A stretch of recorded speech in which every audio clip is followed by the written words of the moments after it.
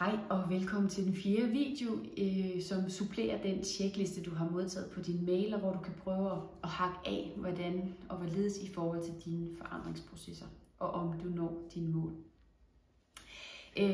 Nogle gange så kan det godt kræve noget støtte, når vi er i gang med at udvikle os.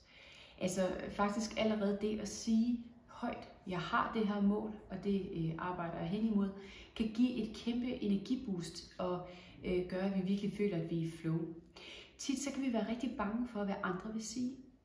Og der vil jeg bare virkelig anbefale dig at springe ud i det, fordi du vil garanteret møde en masse opbakning. Og folk vil slet ikke sige det, du troede, de ville sige. Tværtimod kan det være, at de bare virkelig kommer med opmuntring, og selvfølgelig skal du det, og ja, mega god idé, og en masse andet dejligt og positivt.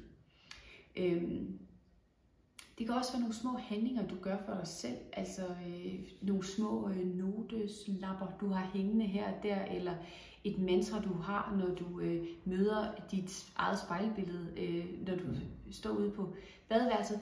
Altså noget, der ligesom kan holde dig fast i processen, og som kan støtte dig til at minde dig selv om, at det her, det skal jeg i hvert fald nok lykkes med.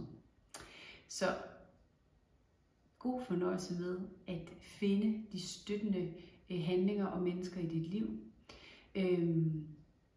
Og så husk på, at nogle gange kan processen godt tage noget tid, og man skal være lidt tålmodig, men det vil jeg sige mere om i morgen. Tak for nu.